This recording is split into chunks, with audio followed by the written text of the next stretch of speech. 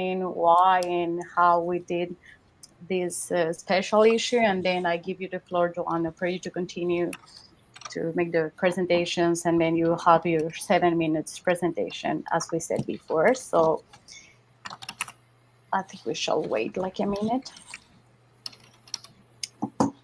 So I think we're live now. Yep. Just wait for confirmation. Okay, yes, we are. So thank you all for being here. Good afternoon, good evening, good morning. It depends on where you are. Good afternoon, everyone, and welcome. It is actually for us a real pleasure to have you join us today for this special presentation of our tip journal. Thank you for taking the time to be here with us. And I would also like to extend a special welcome to our speakers, to Tomasz, Joanna, from the Paradiplomacy Lab, to all the authors that are here with us today, and to the members of the advisory board that have also joined us today. So today we're thrilled to present this special issue of our tip journal, our very first edition published absolutely in English, like entirely in English, after nearly 14 years of dedicated work and commitment to academic research and paradiplomacy. This edition actually marks for us an exciting milestone in our journey, fostering global dialogue and collaboration. But how was this possible? This achievement actually is a result of a journey that began more than a year ago. Time flies. During a meeting of the Paradiplomacy Scholars Forum, you will know more about it just after. And when we discovered actually that we have some synergies and a common goal with our colleagues from the Paradiplomacy Lab, and it was to advance knowledge on paradiplomacy and above all to connect people who are passionate about this field as much as we are. So the joint call we launched last year for papers to this edition called Paradiplomacy Worldwide exceeded our expectations. Actually, we received abstracts from across the globe reflecting diverse perspectives and geographies. This richness made 2 volumes necessary, and we are proud to share them with you today. One with a theoretical focus and another with a more practical one. Volume 1 actually features contributions from 11 authors representing countries like Mexico, Argentina, Poland, Portugal, Brazil, Germany, Hungary, and the Czech Republic. And Volume 2, where a more practical approach includes works from 13 authors hailing from Switzerland, Uruguay, Canada, Argentina, Indonesia, Scotland, Colombia, and so on. So together, these 2 volumes offer a panoramic view of how paradiplomacy is understood, studied, and practiced from different contexts. So for us, this special issue is also an expansion of our community of contributors. Actually, we're honored, glad, and happy to welcome new voices from different regions, disciplines, and experiences, which deepen and enrich the global conversation around some national, international relations. This edition, of course, would not have been possible without the commitment and generosity of our colleagues at the Paradiplomacy Lab, Joanna and Tomasz. Our gratitude also goes to the Tip Lab team, actually, because we are more than 40 people working on this team. So thank you all. Thank you to Rosario, to our director, Nicolas Mancini, and to the members of the advisory board. And of course, to the readers and authors that makes this possible. So once again, thank you so much for being here. And now I'm delighted to give the floor to Joanna, who will introduce the Paradiplomacy Lab and present today's speakers. So Joanna, the floor is yours. Thank you very much, Jolie. Hi, hello, everyone. Good morning, good afternoon, and good evening, as you said, Jolie, to all of the speakers and to all of the audience who is watching us on YouTube. My name is Joanna Ciesielska. I represent the Paradiplomacy Lab, the Center for Studies on Paradiplomacy and City Diplomacy, that is based at the University of Łódź in Poland. Together with my colleague Tomasz Kamiński, we have established this Paradiplomacy Lab to gather all the colleagues that work at our university on paradiplomacy and city diplomacy issues. So we gather scholars, but also PhD students who are involved in this field and would like to realize their research project on paradiplomacy and city diplomacy. But obviously, we are also very much interested in international collaboration. And as Jolie already told us, we started this journey with TIP special issue over a year ago. It was July, I guess, last year, 2024, when we started our conversations and when we created this call for abstracts on papers regarding how paradiplomacy is studied, but also practiced around the world. And as Jolie already mentioned, we gathered a lot of abstracts and ideas for very interesting papers. And out of those papers, we created, in fact, two issues of TIP magazine. First, that was created or concentrated on theoretical issues, and the second volume that was concentrated on more practical aspects. So we have a bulk of very interesting papers, short and longer notes about paradiplomacy and city diplomacy and how the people worldwide perceive this phenomenon. In fact, this journal was for the first time published also in English because we wanted to build the bridges between Europe, Asia, Africa, North, South America. We wanted to, to make it very connected, networked, and working, in fact, all around and making the scholarly and practitionerly very, very vibrant. So I guess that this is a huge success of paradiplomacia.org and of the TIP magazine, but also of our labs, because we were able to create these bridges. And I would like to say thank you to Nicolas Mancini, to Jolie Guzman, to Rosario Robiu, and all of the people who work in paradiplomacia.org for having us as guest editors with this special issue of TIP. But as you already know, I am not only the speaker here, I am only the moderator. So therefore, I would like to specifically give the floor to our distinguished speaker and to our VIPs, who in fact accepted our invitation to take part in this webinar. We have four distinguished guests. We have Antu Duong. Antu is a co-director and policy and partnership in Global Cities Hub. Antu has been working for 15 years at the Swiss Federal Department of Foreign Affairs, focusing on Switzerland multilateral work with the United Nations, but also other international organizations. Antu, welcome to the webinar. We have also Aryo Bimo Utomo. Aryo represents Indonesia. He is the head of the International Relations Department at Universitas Pembangunan National Veteran Java Timur.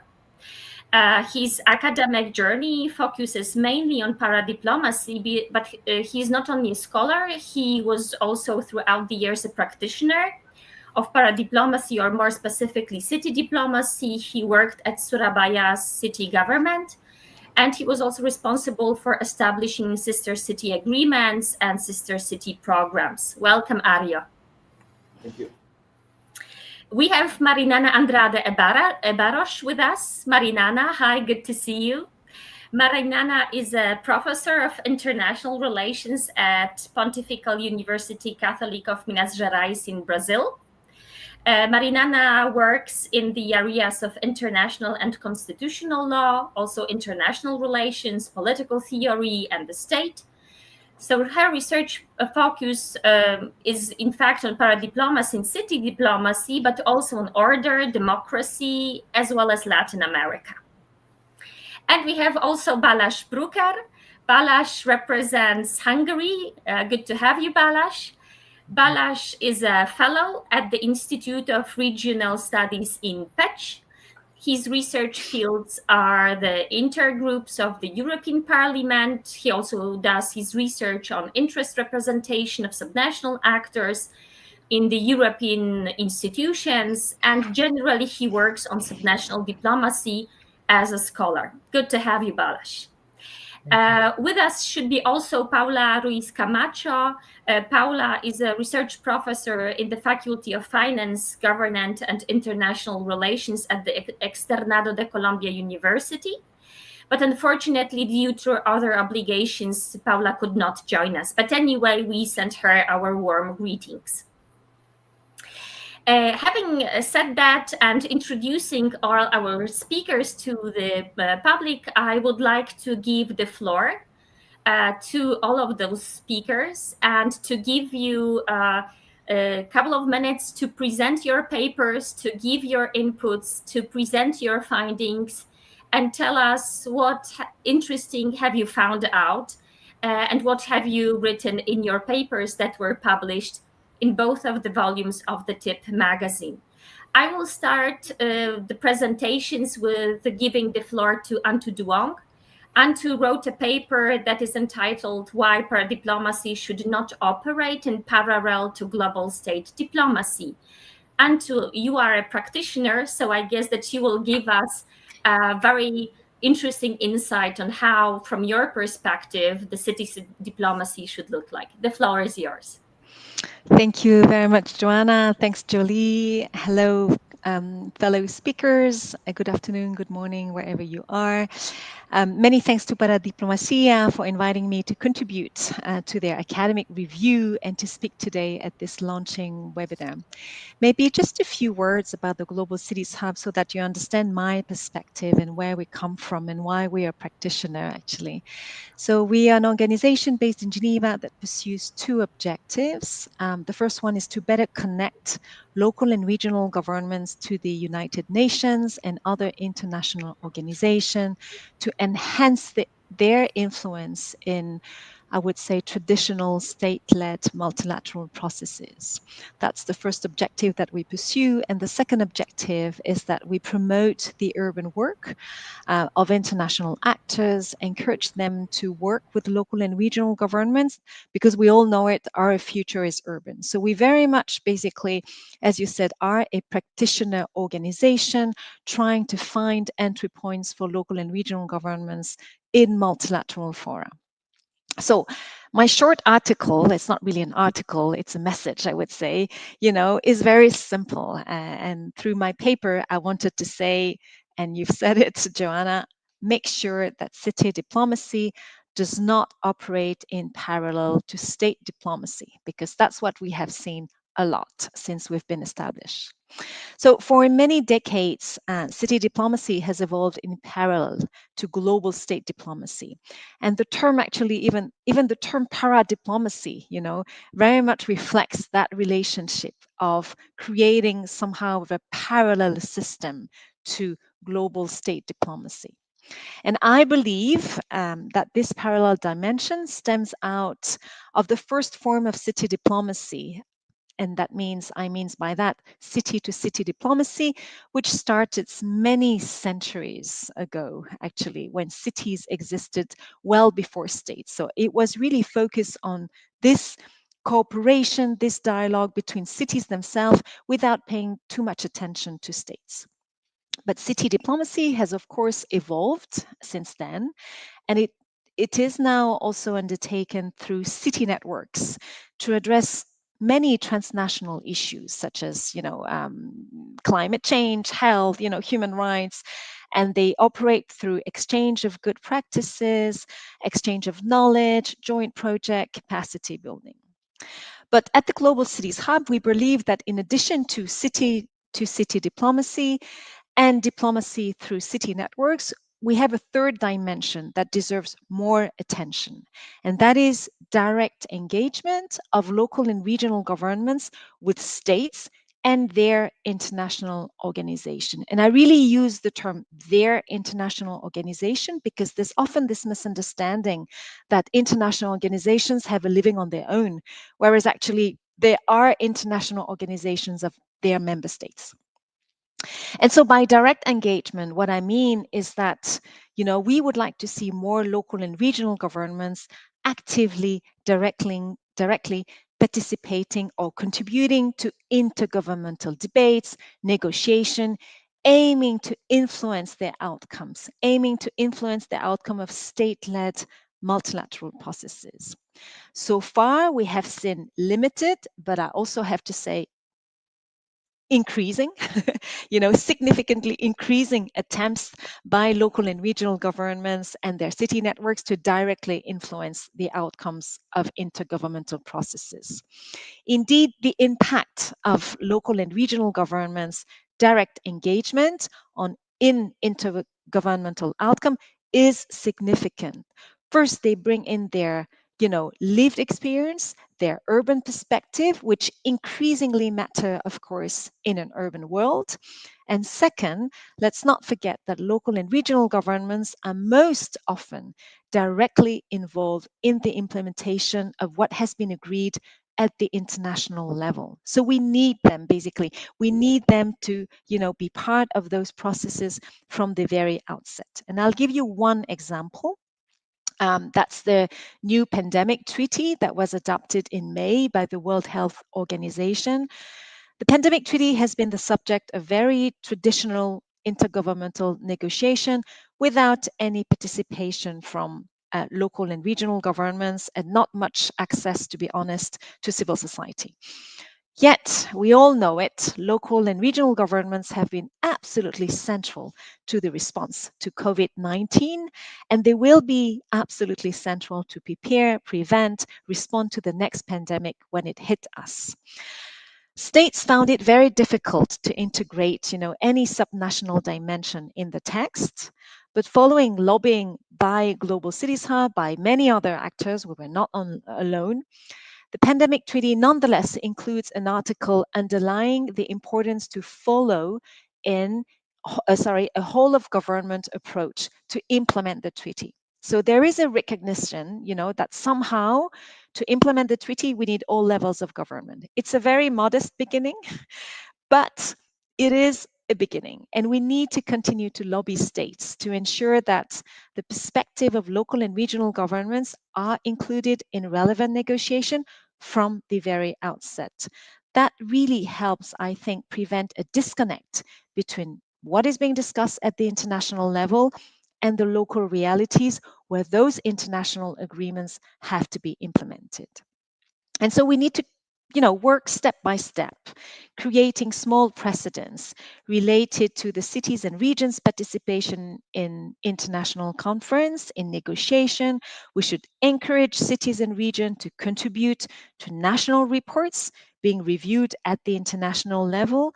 We should basically create precedents by ensuring that cities, region, their local governments penetrate the international system and contribute to its outcome, sorry, rather than just standing on its outskirts.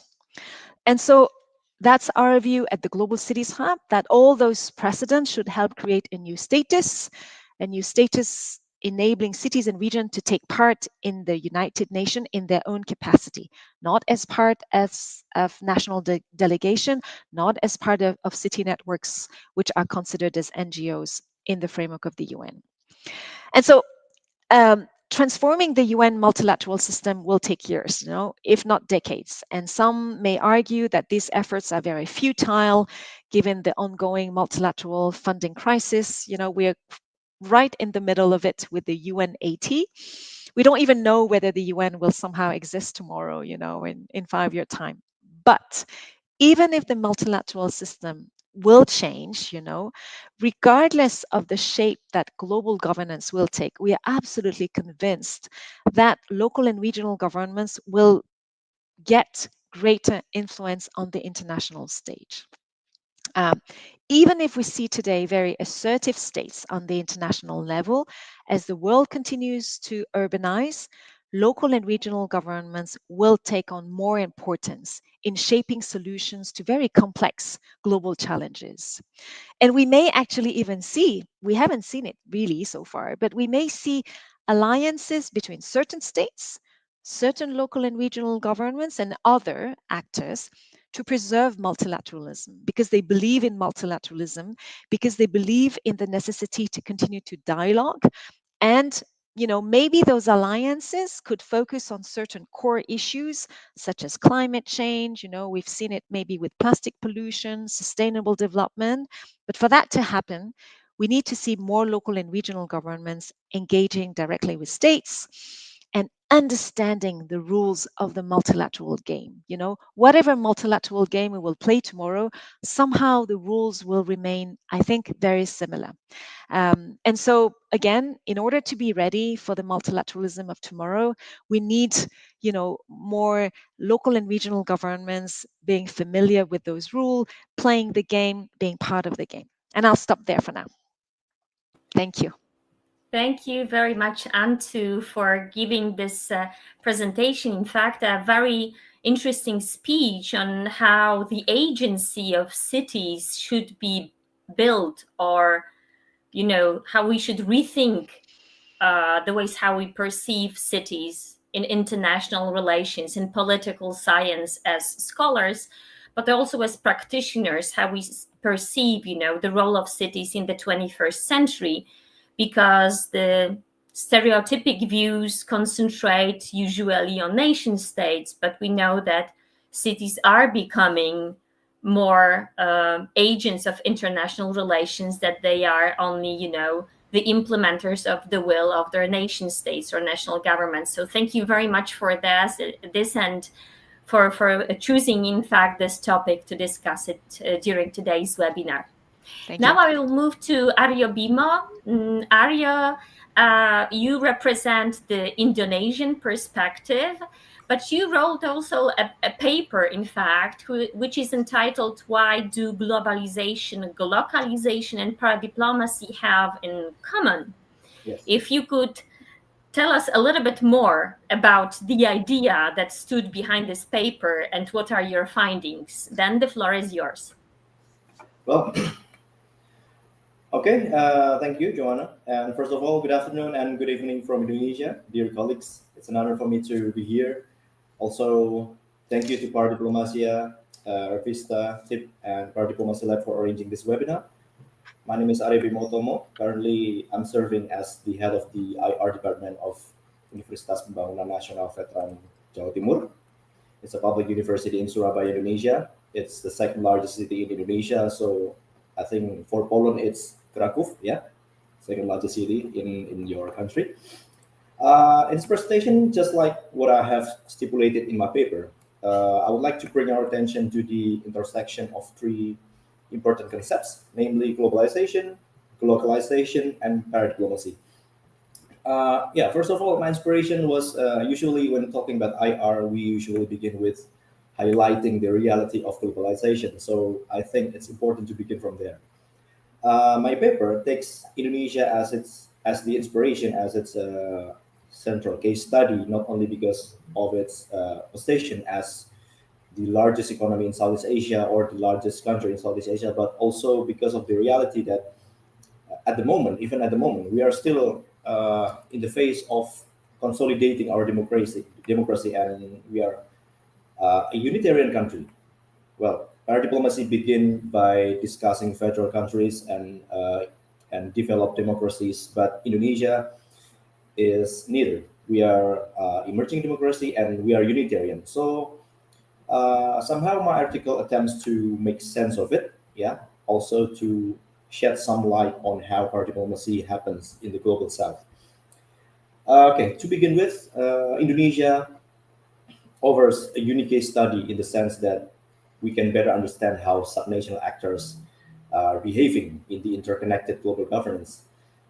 This approach allows us to see how global forces are interpreted locally. So I'm interested in seeing such forces are happening in the local platform and how the local actors, including cities and regions, in turn project influence onto the global stage and to answer the challenge of globalization. So first of all, I begin my paper by discussing the concept of sovereignty. So one of the key arguments I would like to emphasize is that sovereignty, contrary to yeah, some popular claims is not simply eroding under globalization. Instead, yeah, I'm citing scholars like Roland Robertson or Jaya Surya. Yeah, they remind us that sovereignty is evolving in the sense that it is becoming more flexible to meet the demands of a deeply interconnected world. Shortly, in other words, we are in a post-sovereignty era. So it means that sovereignty is no longer defined by rigid control over territorial borders, but by the ability of the states to adapt and to reconfigure its authority across different levels of governance. So I think rather than seeing a single centralized authority, we are now seeing a fragmented, decentralized, and internationalized forms of state practice. So this helps us recognize that globalization does not diminish the state, but it transforms the very way it functions. So when I say the state practice has become fragmented, decentralized, and internationalized, I'm referring to these interrelated shift. First, fragmentation means that the authority is no longer concentrated in one institution. And second, decentralization means that decision-making power is increasingly delegated downward to sub-nation level, be it provinces, cities, even prefectures, maybe in some other countries, and yeah, even local communities. They play a role in shaping governance outcomes. And thirdly, internationalization. It captures how these actors, whether local or national, are embedded in the networks that extends far beyond the border of the state. So I argue that yeah, globalization is not a universal or one size fits all process. Instead, it gives some rise to what they call as globalization. So yeah, I argue that on one hand, globalization diffuses norms, practices, and institutions across border, but on the other hand, local actors rarely adopt this wholesale, universally. They adapt, they reinterpret, and reframe global ideas in ways that resonate their own cultural, political, and economic context. Well, for an illustration, I usually use this illustration in my class. We can see how fast food restaurants adapt to local flavors. So yeah, I use that illustration in describing globalization. So this is where I begin. I begin with discussing globalization that becomes central to our analysis of paradiplomacy. Okay, so next, why Indonesia? Okay, well, Indonesia offers us particularly compelling case study as Indonesia is the fourth most populous country in the world, and it sits at the crossroads of global challenges. It has a big scale, huge diversity, and most importantly, is the transformation that followed its democratic transition after the fall of the authoritarian rule in 1998. To me, Indonesia offers a compelling example of how local governments can engage in power diplomacy. And also, when talking about power diplomacy, Indonesia is a unique case because first, it's a unitarian state, and second, Indonesia is extremely diverse and multicultural. We have more than 17,000 islands, hundreds of ethnic groups, hundreds of languages, and of course, different problems as well. And third, Indonesia is an emerging democracy. And the fall of Suharto and the beginning of the Reformasi marked a profound turning point in Indonesia's trajectory. And okay, when talking about power diplomacy, one of the most significant reforms was the decentralization process with the birth of the Regional Government Act of 1999, which became the cornerstone of this concept. And from this period emerged several important legal products that continue to guide Indonesia's power diplomacy today. Of course, compared to the federal states, Indonesia's approach to power diplomacy is very cautious, very coordinated, very controlled. Yeah, because every international initiative is expected to pass through formal channels like the Foreign Affairs Ministry and the Domestic Affairs Ministry. And what is interesting is that the national government acknowledge power diplomacy not as mere abstract exercise, but as a practical tool to maximize development and improve public services. And this is especially visible in the context of SDGs. Okay, I take SDGs as the example, and uniquely, the National Development Planning Agency of Indonesia, or we call it Bapenas, has been very clear in this point. They stipulate that achieving the SDGs requires strong policy synergy across all levels. So starting from national level, provincial levels, and district or city. So in other words, local governments are not just implementers, but they also active in translating global agendas into concrete outcomes. One of the prominent examples of globalization in this context is Surabaya, my own city. In 2016, between 2016 and 2020, the city government explicitly aligned its vision and mission with Sustainable Development Goal number 11, that is making cities and human settlements inclusive, safe, resilient, and sustainable. And it was translated into several corporations, one of which was with Kitakyushu Japan on waste management. And this partnership has been ongoing for for 10 years, yeah, around 10 or 15 years. But during this period, it became central to the city sustainability mission. We've got several technical assistants, and since then, Surabaya has been able to implement advanced solutions such as the waste processing facilities in Sutorjo, in one of our districts, and the Takakura composting method, owing the name from Dr. Takakura, a scientist from Japan. And what makes this example so important is that it shows how a local government in Indonesia can adopt global response and still fully operate within Indonesia's foreign policy framework. So, in conclusion, the structure of Indonesia's power diplomacy allows for such flexibility despite the country's unitary framework.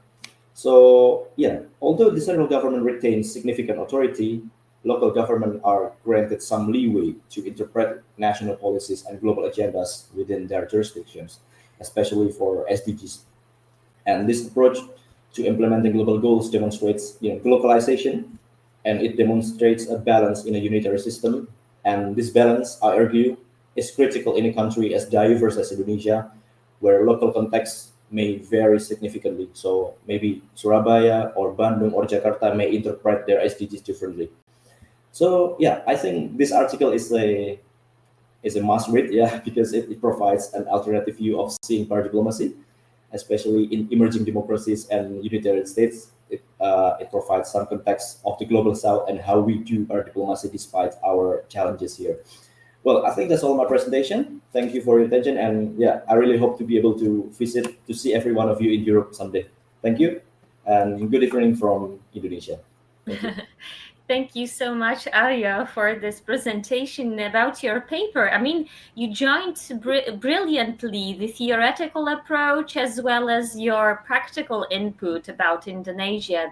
That's very interesting in your paper, but also in this presentation that you gave us just a few minutes ago, and creating um, our knowledge on how the power diplomacy and city diplomacies is realized in Indonesia is very interesting, as in fact, as I said at the very beginning, we want to create those bridges, not to make the knowledge and practice of paradiplomacy the same all around the world, but rather to understand better how it works in different parts of the world, because we can have different patterns of paradiplomatic activities. And what you said, Arya, about those thousands of Indonesian islands, right? The minorities, the languages, to some extent also religions, right? It all is a phenomenon that also can be seen in other parts of the world, which means that we are all very diverse, and also the patterns of paradiplomatic cooperation may be really very diverse. So thank you very much for that. Marinana, I will now skip to you So we will move from Indonesia to Brazil. And Marinana, you wrote a paper about potential legislation on paradiplomacy, indeed, in Brazil. If you could highlight in those few minutes, what are the main points of your paper? Okay, thank you very much, Joanna. It's always nice to see you. Thank you, Jolie, for having me. I'm very honored to be here today. Thank you to all Tip Magazine team. They were just amazing. It was a great process to be with you. So it's a great pleasure to be here today and to share some of my reflections on the concept I have been developing, which is the focus of my paper in this edition of Tip. It's resistance paradiplomacy, which is a notion that concerns the international action of subnational governments in relation to the crisis of the liberal international order and the reaction of different forms of illiberalism of state governments. So the liberal international order is being eroded on multiple forms. First, there are internal fractures within the very states that were expected to uphold it. Divisions inside Western democracies themselves have undermined both credibility and stability of the order. Second, we see the resurgence of powers such as China and Russia and the growing influence of emerging actors like India, Brazil, and South Africa. This redistribution of power has weakened the centrality of the liberal order. Third, there are deep resentments from the global south, grounded on post colonial and new colonial experiences. Many societies perceive the liberal order as selective, unequal, and based on double standards. This erosion is also visible in the form of multiple overlapping crises. Some of the others also mentioned this: economic, environmental, and health related, that challenge the very capacity of states to govern effectively. And finally, we have the rise of political leaders, especially from the far right, who openly defy values and practices historically associated with the liberal order, such as multilateral cooperation and human rights. It is within this environment of global turbulence that my work situates the idea of resistance paradiplomacy. During the Bolsonaro administration in Brazil between 2019 and 2022, subnational governments developed a new type of international activity. For the first time in a systematic way, governors and mayors acted explicitly in opposition to the federal government. They did this in at least three major areas. First, during the pandemic, by directly negotiating for vaccines and medical supplies with foreign governments and organizations. Second, in commercial partnerships, by passing the federal reluctance to engage multilaterally. And third, perhaps most visibly, in environmental politics, where governors contested the federal policies in international forums, such as the COP climate conferences. These actions cannot be fully explained by traditional notions of paradiplomacy, nor can they be confused with proto-diplomacy because they do not involve separatist goals. Instead, they represent something distinct, which I call resistance paradiplomacy. By this, I mean the international action of subnational governments in explicit opposition to the central government, instrumentalizing paradiplomacy to affirm their own values and policies, while fulfilling competences that the Constitution attributed to them in areas such as health, education, human rights, and environmental protection. Importantly, this confrontation does not violate the Constitution. On the contrary, it asserts legitimate authority where the central government was either absent or obstructive. Beyond Brazil, similar dynamics can be observed elsewhere. For instance, California's confrontation with Trump administration or the international activism of Turkish cities. This suggests that resistance paradiplomacy is not only a Brazilian phenomenon, but rather an emerging global practice. In this sense, the concept highlights how foreign policy is not monolithic. This is a hard word, even in Portuguese, monolithic. Instead, it can reveal that fractures and pluralities of domestic politics, especially in time of crisis. Subnational governments may become guardians of constitutional competences, protectors of international norms, and innovators in global politics. In conclusion, resistance paradiplomacy sheds light on how dissent travels beyond national borders. It allows us to see international relations from a more complex, multi-layered perspective, one that recognizes the agency of subnational actors as carriers of alternative visions in moments of domestic adversity and global change. So this is how I'm trying to understand the new dimensions of paradiplomatic activity. I think this is not only a phenomenon that's related to the Brazilian case, but I can see this in many other cases. So that's why I think we should try to associate paradiplomacy with liberal order and to understand what's going on in both dimensions. So thank you very much. Thank you so much, Marinana, for this short but very insightful presentation about the Brazilian case. But as you said, you are discussing in your paper the resistance paradiplomacy, this approach that shows, in fact, that cities or regions and the authorities in cities and regions may go beyond, in fact, the policy of their nation states and would like to preserve the rules of the liberal international order. And what you said also was really very striking, that this is not only an example that we can see in Brazil, or we could see in Brazil a couple of years ago, but also it's an emerging global phenomenon, a practice that we can see worldwide, not only in Brazil, but as you said, also in the United States, in Turkey, in some countries of Central and Eastern Europe with the Pact of Free Cities, but also, in other parts of the world. So this is a phenomenon that, should in fact interest us all as practitioners, but also researchers of paradiplomacy. So thank you very much for this. And then I will move to Balázs Brucker. Balázs wrote a paper together with Zuzana Czibok.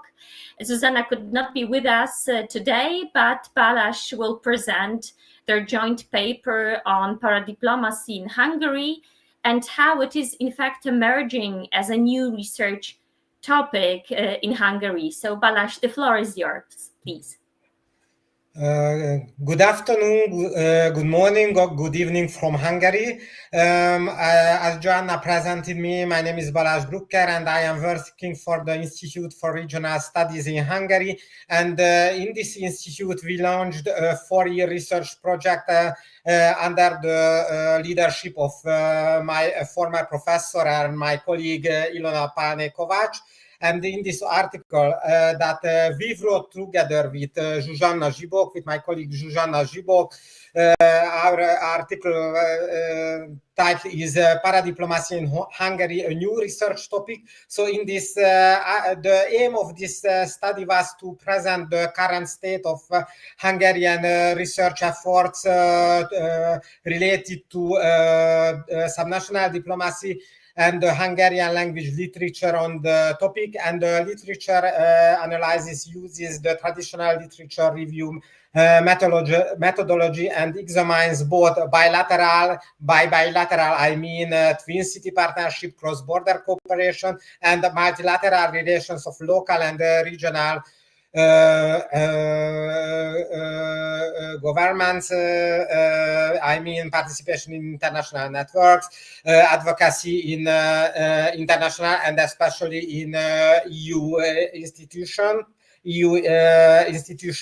And according to our research, subnational actors are increasingly shaping the aspect of international relations, especially in the field of climate policy, migration, urban development. However, their impact is still framed and limited by the state-centric nature of the international system. And according to our research, the nature of paradiplomacy depends heavily on national political structure, the level of decentralization, and especially, which is particularly important in the case in the Hungarian case, on the political alignment between local and central governments. So this is particularly evident in countries like Hungary, where constitutional and political structures strongly centralize foreign policy decision making. Hungarian cities and meso-level counties are, of course, affected by global challenges, but have relatively limited autonomy and capacity to act on international stage. Unlike in federal system and decentralized countries, in Hungary, the legal framework does not provide strong mandates for subnational diplomacy because of the excessive, really important administrative and financial centralization policy. Nevertheless, there are opportunities even within these constraints. And I can add that the question I can add that these constraints are playing in some way stimulating role in Hungarian paradiplomacy, especially in case of local governments led by opposition parties. According to one of our interviewees, the political affiliation of local governments, if the political affiliation of local governments aligns with that of the national government, the municipal diplomacy is reduced to organizing protocolar events. However, if their political affiliation differs, subnational diplomacy provides opportunity for local governments to express their interest and values. And according to our research, during previous mayor of Budapest, during the mayor Tarlós, the diplomacy activity of Budapest was limited to protocolar events and fully followed the main direction of the foreign policy of the central government. However, in 2019, with the new mayor of opposition, Budapest, the capital city of Hungary, adopted a completely new foreign strategy, which was more open to confrontation with central governments, expressing its values and interests, the interests and values of Budapest in international questions. It was the case, for example, of the approach of Budapest towards Ukraine, because as you probably know, central government led by Viktor Orban has a pro-Russian position, while the local government of capital city led by an opposition mayor had a pro-Ukraine position. But it's also true the difference in view and values. It's also true in case of the relationship with the European Union, with European values, with the question of the rule of laws. And one of the most important examples of the independent foreign strategy of Hungarian cities is the Pact of Free Cities,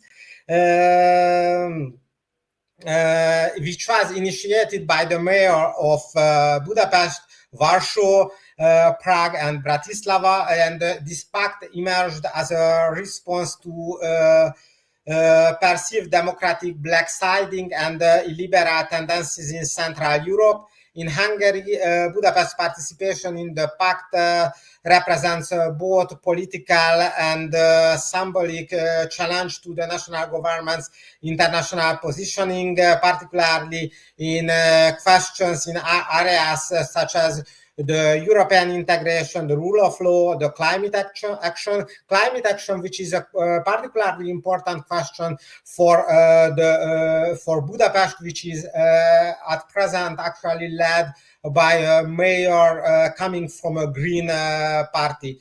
I would like also to mention that green questions are not really important for our conservative populist central government. So in conclusion, I would like to emphasize that this article provides a view of paradiplomacy research and paradiplomacy literature and the development of the question of paradiplomacy in Hungary. And also the 4-year research project launched in our institute had been presented in this study. Thank you for your attention. Thank you very much, Balázs. You draw a very interesting picture and told us, in fact, that paradiplomacy is not a phenomenon also in federal countries, but also in more unitary states, in unitary countries, as we see also in Central and Eastern Europe. So it's also a very interesting phenomenon in Hungary. And on the other hand, you also mentioned this, some kind of a rivalry between opposition parties and the parties that are in force of power, in fact, and how the mayors from the opposition parties in terms of Hungary respond to illiberal steps that are undertaken by the national government. So here also the example of Budapest, but also its cooperation with Warsaw, with Bratislava and Prague, the other countries in Central and Eastern Europe creating the Pact of Four Cities is a very interesting case. So thank you very much. And now I will move to Jolie. Jolie, I will give you the voice to continue. Thank you so much, Joanna. Thank you very much to all our speakers and authors for these insightful presentations. I think you have given us a lot to think about, actually. And now we would like to open this session, open the floor for questions and maybe some discussion. And to start, so with the first question, I would like to pose this question that touches on one of the central issues actually behind this special edition, and is that in the past decade, cities and regions have gained unprecedented visibility in international affairs. Why is paradiplomacy becoming increasingly important today, and what global trends are driving this rise? So I would like and I will invite Marinana and Arya to share their reflections on this. I don't know if maybe Marinana, do you want to start? Okay. Thank you. That's a great question, Jolie. As I mentioned, in Brazil during the period of political centralization at the federal level between 2019 and 2022, it looked at first like paradiplomacy would decline. But in fact, the opposite happened. I like to say that it worked like a springboard. The more restrictions we saw nationally, the more creativity and initiative subnational governments showed internationally. So my point is that the current reorganization of international dynamics is creating space for non-traditional actors like cities and regions. And on the top of that, many of today's global challenges, and we mentioned them here, climate change, migration, public health, they clearly require local and regional responses. That's why I think paradiplomacy is not only growing but becoming increasingly relevant today. Thank you so much for. I give you the floor, Arya. You just want to maybe some remarks and reactions that I let you go first. Okay. Is my voice audible? Okay, thank you. Well, I believe this trend is closely linked to what we might call as the democratization of foreign policy. Well, we all know that diplomacy is a matter of statecraft. So traditionally, diplomacy has always been the exclusive domain of national government. But today, foreign policy is no longer confined to foreign affairs, to ministries of foreign affairs, and it's now shaped by a wider range of actors, including local government. So I think this broadening reflects the reality that impacts the global issues. And again, in Indonesia, for example, there has been a demand to democratize since 1998, and it has allowed cities and regions to participate in international corporations. Well, at least to me, we can explain this through 3 points. First of all, I argue that there has been a blurring between the domestic and international, or in other words, a redefinition of scale, meaning that the interconnected nature of challenges means solutions must come from multiple level of governance. Second, I think also driven by the digital revolution and growing networks of cooperation that have empowered local leaders to act on the global stage. And last but not least, I also think that there has been a strong demand for legitimacy and accountability in foreign policy making, and this has forced or pushed states to open up space for more democratic participation in the form of paradiplomacy.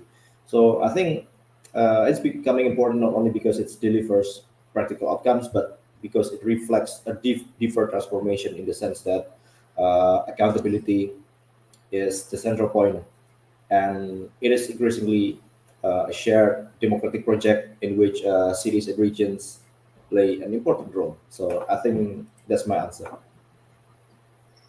Thank you so much, Arya. Thank you so much, Marinana. I actually absolutely agree with you on these 3 or 4 points that you just pointed out. I absolutely agree with this reorganization that you just mentioned, Marinana, of the international order that actually, as you mentioned before in your presentation, this liberal order and all these global trends actually are giving some spaces for local governments and cities to just go on, maybe fill some gaps, and also to create new and innovative solutions. So thank you so much. And Ario, also, I just noted your 3 points about the blurring and this redefinition of scales that actually is really important. The creation and the networks and how they are also becoming really important today, and they are like a really important also space for cities to make hear their voices. And the third one on the accountability and the link with democracy and local government actions. So thank you so much for these insights, and I give you the floor, Joanna, for our second question. Okay, if Arya and Balash are with us here, as I see on camera, then I would like to, continue this topic. Arya told us already a few words about reshaping the international relations by cities and regions.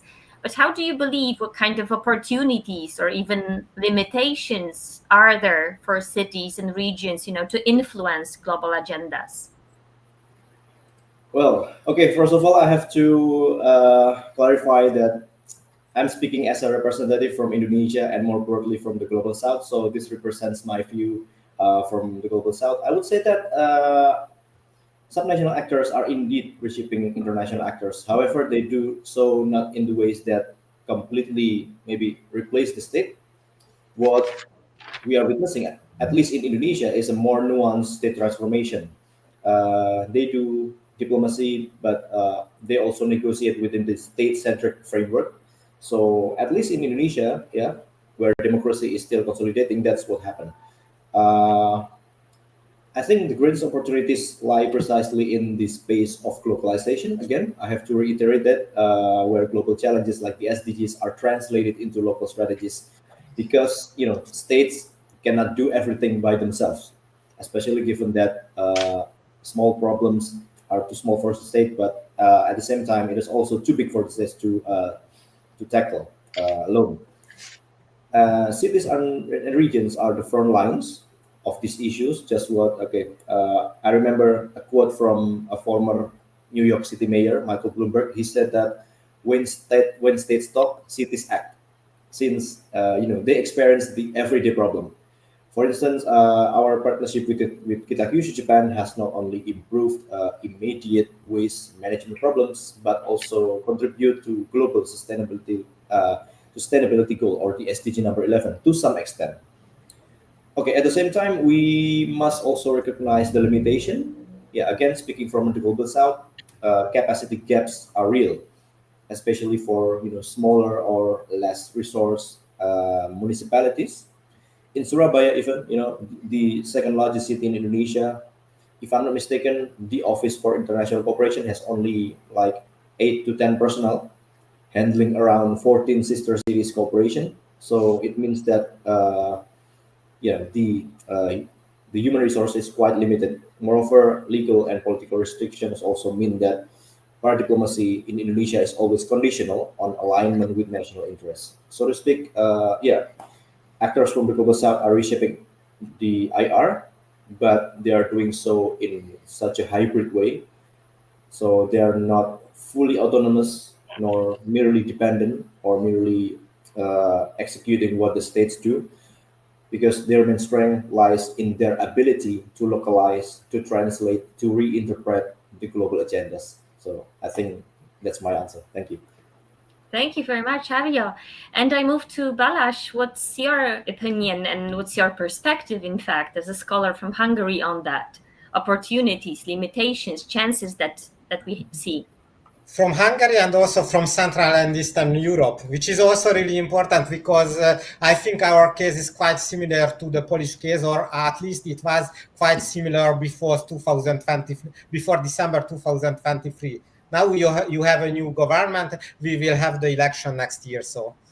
In Hungary, the most important limitation is the political system, since Hungary is a unitary state with a centralized structure, the absence of financial and administrative autonomy, the absence of and I would like to mention also that this is, as I already mentioned, this is also a stimulating effect. For example, in case of Budapest, this limitation, because this is especially this limitation that push the city's leaders to find a new way, to find a way, thanks to the paradiplomacy, to represent the interest and the values of the city in the international arena. And as I already mentioned, the absence of financial autonomy. I would like to give you some data concerning the city of Budapest. According to my research, during the previous mayor, during the mayorship of István Tarlós, who was a mayor cooperative.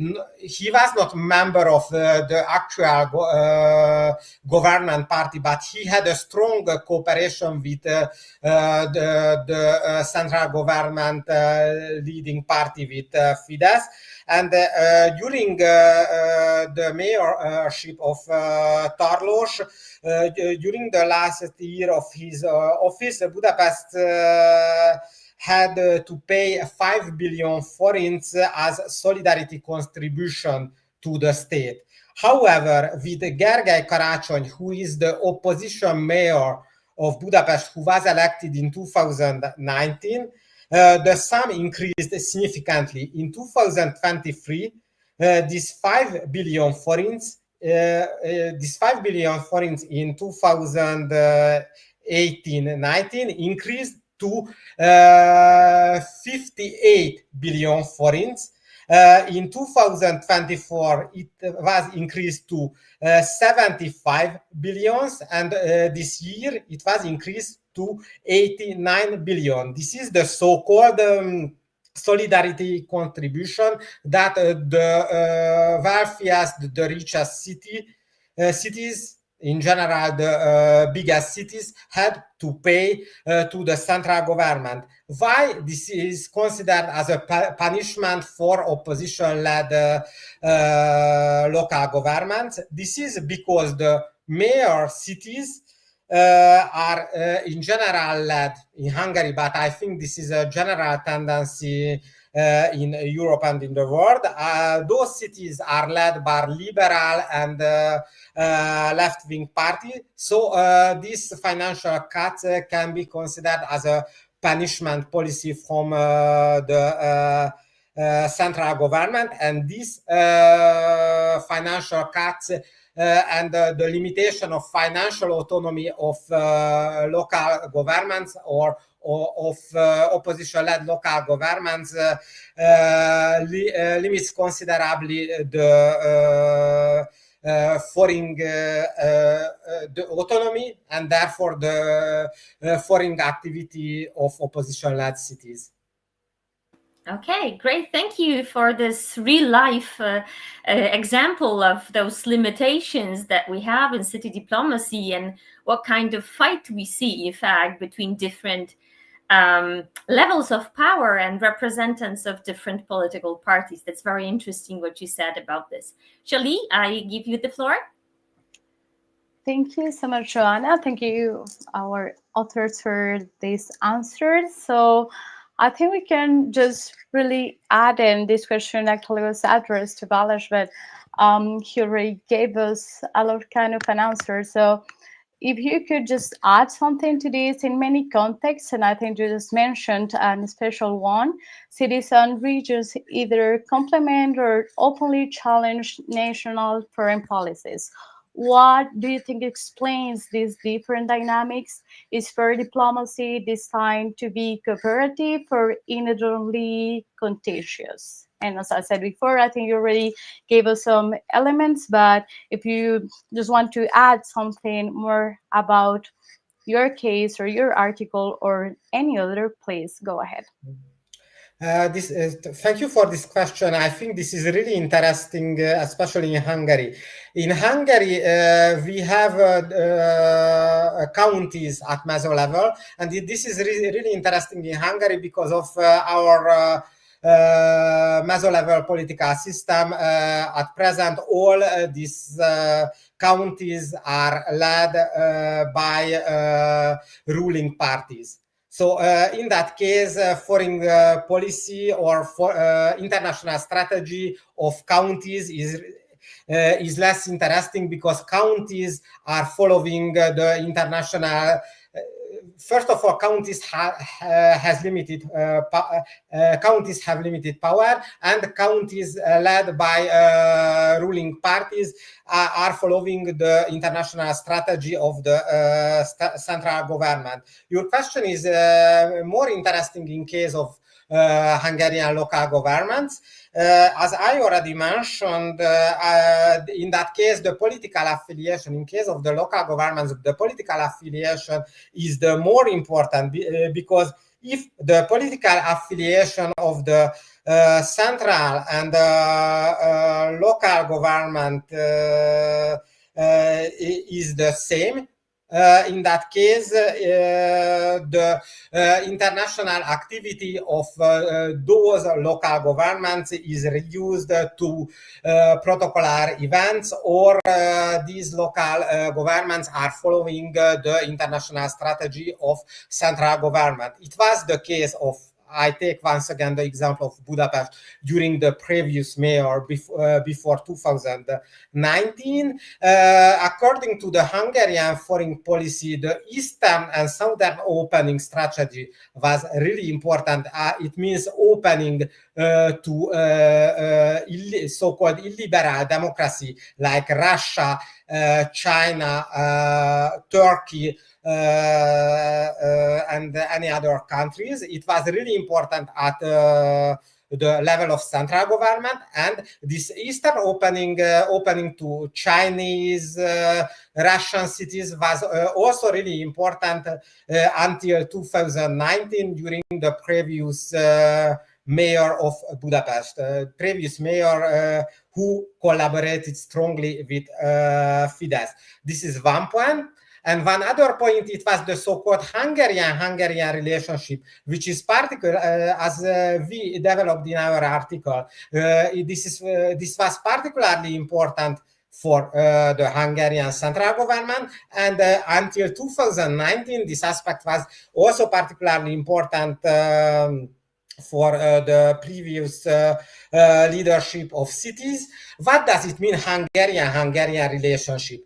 This is really important for Hungarians because in 2019, at the end of the First War, Hungary lost 2/3 of its territory and 1/3 of Hungarian-speaking communities.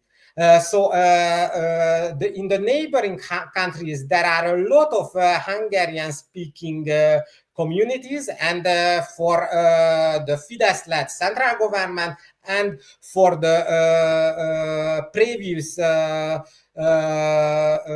local government of Budapest, this Hungarian relationship, I mean cooperation of Hungary with Hungarian communities living in neighboring countries, was really important. But since from 2019, the leadership, the political alignment of the central government and of the local government of Budapest is not similar. Therefore, subnational diplomacy provides opportunity for local government, for opposition-led local government to express their values and interests. For example, I already mentioned in the during the presentation of my article, it was the case for the policy of the local government of Budapest towards Ukraine, towards the European Union, towards European values, towards rule of laws, etc. Thank you so much, Aloysius. And I think I realize you're getting out of time. I'm just gonna note your interests about values, interests, and political affiliation actually as a determinant variable for this kind of relationships with the central government. And actually, your case is a really interesting one. So thank you so much for having shared this with us. Joanna, I go again with you to our last question. Thank you so much. Yes, we have a last question, and we are moving, in fact, from historical and present issue to more forward-looking. And I would like to pose this question to Marinana, but maybe Antu, you would also like to add some points to what Marinana will say about the future of paradiplomacy, and I mean, what kind of future trends may we expect? I mean, we are living in a very chaotic times, and obviously it's very difficult to say what will happen in one day, in fact, but also to say what will happen in 5 or 10 years. But anyway, if you could somehow predict in a glass ball, you know, what may happen, what would be your scenario, Marinana? Yeah, that's another great question, and one without a simple answer, definitely. But I think the coming decade will be shaped by a constant tension.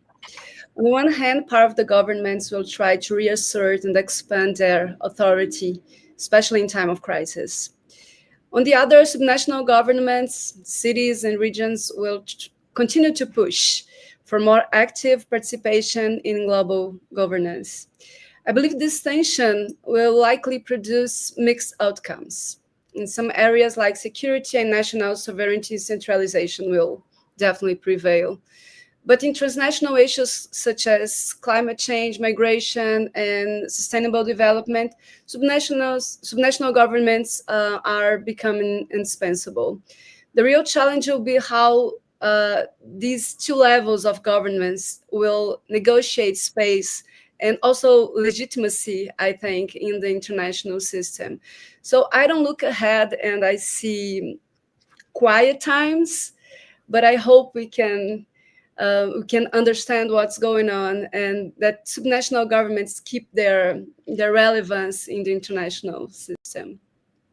Thank you so much, Marinana. Antu, would you like to add something with Yes, your predictions? thank you. I agree with Marinana about, the fact that it's going to be a bit of a mixed outcome, mixed future, I would say. And if I may add, we have bigger and bigger cities, basically, gathering more and more people, having more power.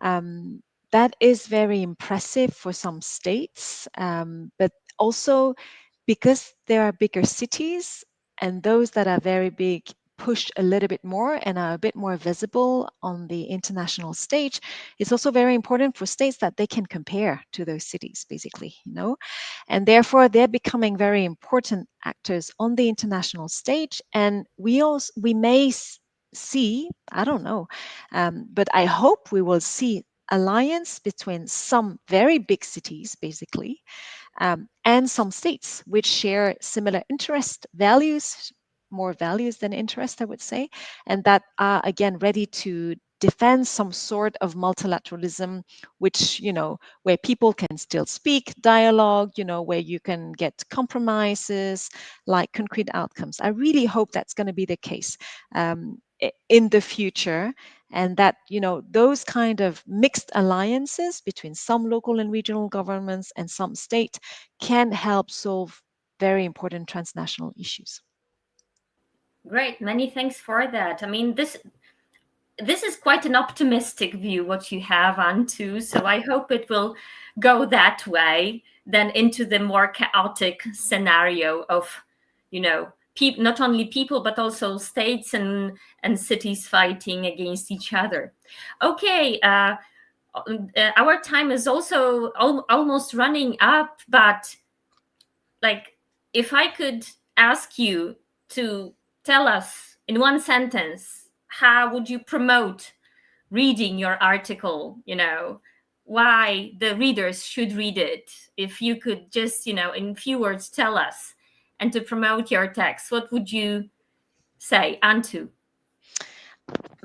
I think you should read my text because it offers a perspective on city diplomacy that is sometimes but still put aside.